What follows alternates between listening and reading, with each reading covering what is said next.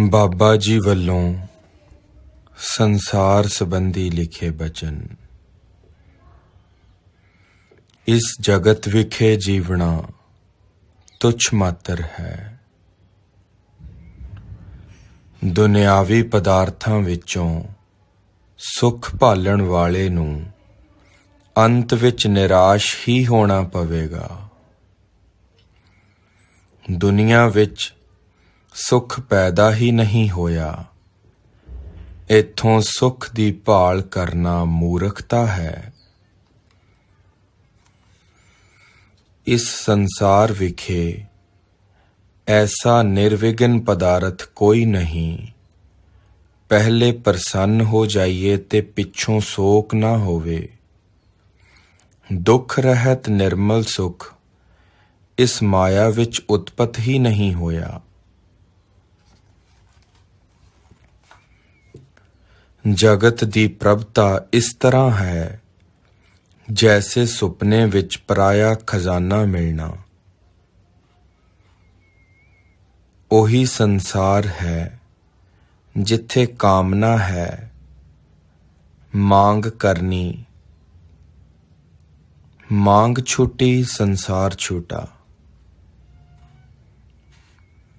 ਬੰਧਨ ਹੀ ਸੰਸਾਰ ਹੈ ਜਿੱਥੇ ਕੋਈ ਚਾਹ ਨਹੀਂ, ਉਹ ਹੀ ਮੁਕਤ ਹੈ। ਜਿਤਨੀ ਜ਼ਿਆਦਾ ਬੇਹੋਸ਼ੀ ਉਤਨੀ ਨੇੜਤਾ ਸੰਸਾਰ ਦੀ। ਜਿਤਨੀ ਜਾਗਰਤਾ ਉਤਨਾ ਹੀ ਸੰਸਾਰ ਤੋਂ ਪਾਰ। ਮੈਲ ਧੂੜ ਬਾਹਰ ਤੋਂ ਆਉਂਦੀ ਹੈ ਜੈਸੇ ਅਵਾਰਾ ਸਰਾਏ ਜਿੱਥੇ ਕੋਈ ਪਹਿਰੇਦਾਰ ਨਹੀਂ ਹੈ। ਜਗਤ ਮਾਇਆ ਦਿਸਣਾ ਇੱਕ ਅਨੁਭਵ ਹੈ।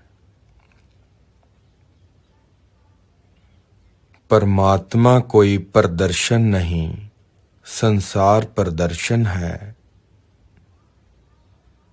ਸੰਸਾਰ ਪ੍ਰਭੂ ਦੀ ਪਰਛਾਈ ਹੈ।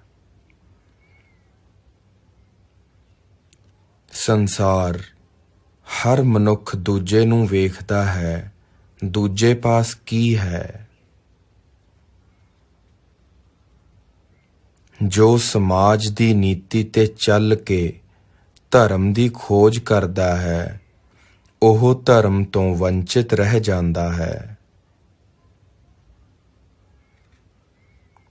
ਅੰਧੇਰੇ ਦੇ ਆਦੀ ਨੂੰ ਪ੍ਰਕਾਸ਼ ਦੀ ਚਾਹਨਾ ਹੀ ਨਹੀਂ ਹੁੰਦੀ।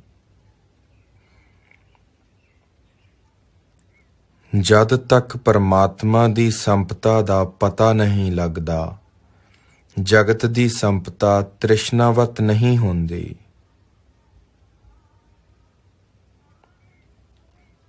ਸੰਸਾਰੀ ਮਨੁੱਖ ਜੀਵਨ ਦੀ ਹਰ ਚੀਜ਼ ਨੂੰ ਵੰਡ ਲੈਂਦਾ ਹੈ। ਸੁੱਖ ਦੁੱਖ, ਨਰਕ ਸਵਰਗ, ਦੁਸ਼ਮਣ ਮਿੱਤਰ ਆਦਿ। ਮਨੁੱਖ ਇੱਕ ਪੌੜੀ ਹੈ। ਨੀਚੇ ਜ਼ਮੀਨ ਸੰਸਾਰ, ਉੱਪਰ ਗਗਨ ਪਰਮਾਤਮਾ। ਸੰਸਾਰ ਆਪਣੇ ਤੋਂ ਬਾਹਰ ਦੀ ਭਟਕਣਾ।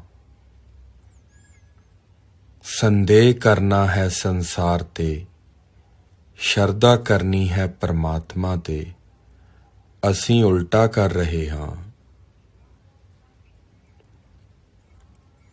ਇਸ ਸੰਸਾਰ ਵਿੱਚ ਜਿੱਤ ਕਦੇ ਮਿਲਦੀ ਨਹੀਂ, ਹਾਰ ਹੀ ਪੱਕੀ ਹੈ। ਅਸਫਲ ਤਾਂ ਅਸਫਲ ਹੋਏ ਹੀ ਹਨ, ਸਫਲ ਵੀ ਅਸਫਲ ਹੁੰਦੇ ਹਨ।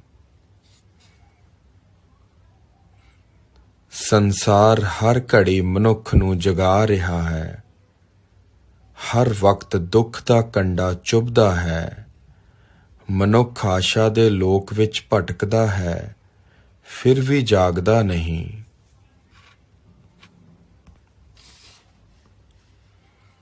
ਸੰਸਾਰ ਦੇ ਬੰਧਨ ਸੰਯੋਗ ਹੈ, ਵਾਸਤਵਿਕ ਨਹੀਂ ਹਨ। ਰੂਪ ਜਨਮਾ ਹੈ, ਰੂਪ ਮਰੇਗਾ ਵੀ।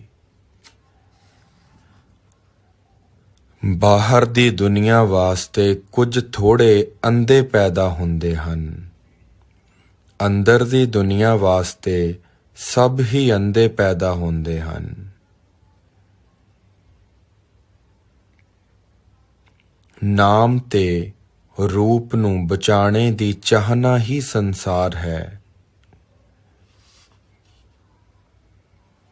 ਸੰਸਾਰ ਮਾਇਆ ਹੈ, ਇਹ ਸਿਧਾਂਤ ਨਹੀਂ, ਪਰਮ ਅਨੁਭਵ ਹੈ। ਬੁੱਢਾ ਹੋਣਾ, ਬਜ਼ੁਰਗ ਵਾਲ ਪੱਕ ਜਾਣੇ, ਸਫੇਦ ਹੋਣੇ ਨਹੀਂ। ਦਰਖਤ ਤੇ ਪੱਕੇ ਫਲ ਵਾਂਗ ਆਪ ਹੀ ਸੰਸਾਰ ਤੋਂ ਵੱਖ ਹੋ ਜਾਣਾ ਹੈ। ਜਿਤਨਾ ਸੰਸਾਰ ਚੇਤੇ ਹੈ ਉਤਨਾ ਪਰਮਾਤਮਾ ਭੁੱਲੇਗਾ। ਜਿਤਨਾ ਸੰਸਾਰ ਭੁੱਲੇਗਾ ਉਤਨਾ ਪਰਮਾਤਮਾ ਚੇਤੇ ਆਵੇਗਾ। ਜਗ੍ਹਾ ਜੋ ਖਾਲੀ ਹੋਈ। ਗ੍ਰਸਤ ਵਿੱਚੋਂ ਗੁਜ਼ਰ ਕੇ ਅਨੁਭਵ ਲੈ ਕੇ ਅਤੇ ਅੱਗੇ ਨਿਕਲ ਜਾਣਾ। ਪਰਮਾਤਮਾ ਤੋਂ ਬਗੈਰ ਖਾਲੀ ਹੋਣਾ ਸੰਸਾਰ ਹੈ। ਸਿੱਖ ਹੋਣਾ ਅਧਿਆਤਮਕ ਬਦਲਾਹਟ ਹੈ।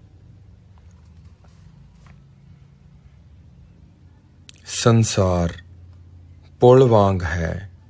ਮਨੁੱਖ ਇਸੇ ਵਾਸਤੇ ਬੇਚੈਨ ਹੈ ਕਿ ਮੱਧ ਵਿੱਚ ਖੜਾ ਹੈ। ਉਹ ਇੱਕ ਬਿਮਾਰੀ ਹੈ। ਨੀਚੇ ਪਸ਼ੂ ਵਾਂਗ ਮੁੜਦਾ ਹੈ, ਉੱਪਰ ਪਰਮਾਤਮਾ ਹੈ। ਸੰਸਾਰ ਦਾ ਖੇਲ ਹੀ ਐਸਾ ਹੈ, ਕੁਝ ਖੱਟਾ, ਕੁਝ ਮਿੱਠਾ, ਕੁਝ ਕੌੜਾ। ਸੰਸਾਰੀ ਬੰਦੇ ਦੀ ਚਿੱਤ ਦੀ ਆਮ ਹਾਲਤ ਇਹੀ ਹੈ ਕਿ ਦੁੱਖ ਨਾ ਹੋਵੇ, ਸੁੱਖ ਹੋਵੇ। ਸੰਸਾਰ ਵਿੱਚ ਜਿੱਤਣ ਦਾ ਢੰਗ ਲੜਨਾ ਹੈ, ਮੁਕਤੀ ਲਈ ਜਿੱਤਣ ਦਾ ਢੰਗ ਹਾਰਨਾ ਹੈ। ਪਾਗਲ ਜੋ ਪੂਰੀ ਤਰ੍ਹਾਂ ਆਪਣੇ ਤੋਂ ਬਾਹਰ ਚਲਾ ਗਿਆ। ਆਤਮ ਗਿਆਨੀ ਠੀਕ ਆਪਣੇ ਵਿੱਚ ਕੇਂਦਰਿਤ ਹੋ ਗਿਆ। ਵਿਚਕਾਰ ਆਮ ਬੰਦਾ ਹੈ, ਜਿਸ ਵਿੱਚ ਪਾਗਲ ਵਾਲਾ ਗੁਣ ਮੌਜੂਦ ਹੈ। ਜਦੋਂ ਤੱਕ ਬੰਦਾ ਪਰਮਾਤਮਾ ਤੋਂ ਬਾਹਰ ਹੈ, ਗਲਤ ਹੀ ਕਰੇਗਾ, ਉਸ ਤੋਂ ਪਾਪ ਹੀ ਹੋਵੇਗਾ। ਜਿਉਣ ਦੇ ਦੋ ਢੰਗ ਹਨ, ਸੰਸਾਰੀ ਆਸਤਕ। ਸੰਸਾਰੀ ਪਹਿਲੇ ਆਪ, ਪਿੱਛੋਂ ਪਰਮਾਤਮਾ। ਆਸਤਕ ਪਹਿਲੇ ਪਰਮਾਤਮਾ, ਪਿੱਛੋਂ ਆਪ। ਸੰਸਾਰੀ ਮੰਦਰ ਜਾਂਦਾ ਹੈ ਤੇ ਕਹਿੰਦਾ ਹੈ ਕਿ ਪਰਮਾਤਮਾ, ਮੈਂ ਜੋ ਚਾਹੁੰਦਾ ਹਾਂ ਉਹ ਤੂੰ ਕਰ।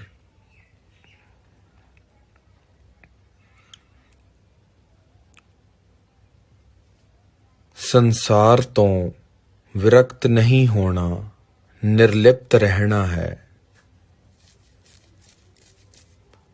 ਜਾਣੇ ਹੋਏ ਸੰਸਾਰ ਦੇ ਸਾਹਮਣੇ ਮੰਨਿਆ ਹੋਇਆ ਪਰਮਾਤਮਾ ਵਾਰ-ਵਾਰ ਹਾਰ ਜਾਂਦਾ ਹੈ। ਜਿਸ ਦਿਨ ਪਰਮਾਤਮਾ ਜਾਣ ਲਿਆ ਜਾਂਦਾ ਹੈ, ਉਸੇ ਦਿਨ ਸੰਸਾਰ ਫਿੱਕਾ ਮਾਇਆ ਹੋ ਜਾਂਦਾ ਹੈ। ਸੰਸਾਰ ਵਿੱਚ ਅੱਗੇ ਆਉਣ ਦੀ ਦੌੜ ਹੀ ਪਰਮਾਤਮਾ ਤੋਂ ਵੰਚਿਤ ਕਰ ਦਿੰਦੀ ਹੈ।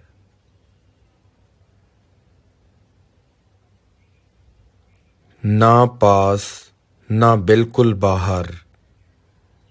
ਆਮ ਸੰਸਾਰ ਡਾਵਾਂਡੋਲ, ਕਦੇ ਪਾਗਲ ਵਾਲੀ ਹਾਲਤ, ਕਦੇ ਆਰਾਮ।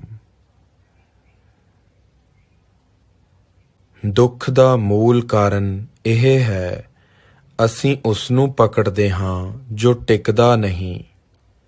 ਸੰਸਾਰ ਦਾ ਸੁਭਾਅ ਹੀ ਚੰਚਲ ਹੈ। ਅਸਥਿਤ ਜੋ ਵੀ ਪਕੜਨਾ ਚਾਹੇਗਾ, ਦੁਖੀ ਹੋਵੇਗਾ। ਜੋ ਤੁਹਾਡੇ ਸੰਸਾਰ ਵਿੱਚ ਕਿਸੇ ਤਰ੍ਹਾਂ ਦਾ ਸੁੱਖ ਦੇ ਰਿਹਾ ਹੈ, ਉਹ ਸਾਧੂ ਸੰਤ ਨਹੀਂ ਹੋ ਸਕਦਾ, ਉਹ ਦੁਕਾਨਦਾਰ ਦੀ ਦੁਨੀਆ ਦਾ ਹਿੱਸਾ ਹੈ।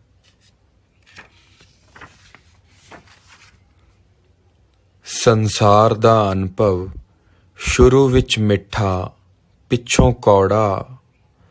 ਪਰਮਾਤਮਾ ਦਾ ਅਨੁਭਵ ਸ਼ੁਰੂ ਵਿੱਚ ਕੌੜਾ, ਪਿੱਛੋਂ ਮਿੱਠਾ। ਸੰਸਾਰ ਵਿੱਚ ਖੋਣ ਲਈ ਕੁਝ ਵੀ ਨਹੀਂ, ਪਾਉਣ ਲਈ ਪਰਮਾਤਮਾ ਹੈ। ਅਨੁਭਵ ਉਧਾਰ ਨਹੀਂ ਲਿਆ ਜਾ ਸਕਦਾ। ਸੰਸਾਰ ਦਾ ਡੂੰਘਾ ਅਨੁਭਵ ਹੀ ਸੰਸਾਰ ਤੋਂ ਮੁਕਤੀ ਦਿੰਦਾ ਹੈ। ਜਦੋਂ ਸੰਸਾਰ ਬਿਰਥਾ ਲੱਗ ਪਵੇ, ਤਦ ਹੀ ਪਰਮਾਤਮਾ ਦੀ ਪਿਆਸ ਜਗਦੀ ਹੈ।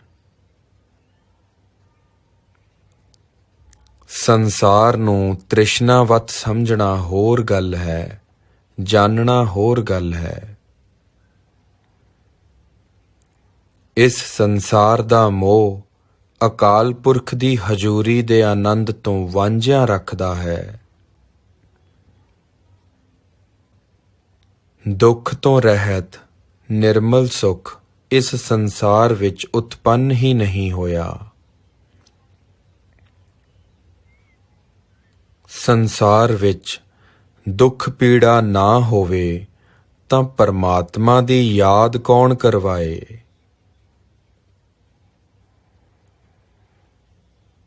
ਆਤਮਾ ਪਰਮਾਤਮਾ ਨਾਲ ਸੰਬੰਧ ਹੀ ਸੰਸਾਰ ਤੋਂ ਛੁਟਕਾਰਾ ਹੈ। ਸੰਸਾਰ ਨੂੰ ਪੌੜੀ ਦਾ ਪੱਥਰ ਬਣਾਉਣਾ ਹੈ, ਰੋਕ ਦਾ ਪੱਥਰ ਨਹੀਂ। ਸੰਸਾਰ ਵਿੱਚ ਨਾ ਫਸੋ, ਪਰਮਾਤਮਾ ਤਾਂ ਮਿਲਿਆ ਹੀ ਹੈ। ਇਸ ਜਗਤ ਵਿੱਚ ਕਿਤੇ ਵੀ ਜੋ ਥੋੜਾ ਬਹੁਤ ਸੰਗੀਤ, ਸੁੰਦਰਤਾ ਦਿਖਾਈ ਪਏ, ਇਹ ਉਸ ਅਰੂਪ ਪਰਮਾਤਮਾ ਦੀ ਹੀ ਇੱਕ ਝਲਕ ਹੈ। ਧਰਮ ਨੇ ਸੰਸਾਰ ਦੀ ਕਦੇ ਨਿੰਦਾ ਨਹੀਂ ਕੀਤੀ। ਧਰਮ ਨਿੰਦਾ ਕਰੇਗਾ ਹੀ ਨਹੀਂ, ਸਿਰਫ ਤੱਥ ਦੱਸਿਆ ਹੈ ਕਿ ਹਕੀਕਤ ਐਸੀ ਹੈ।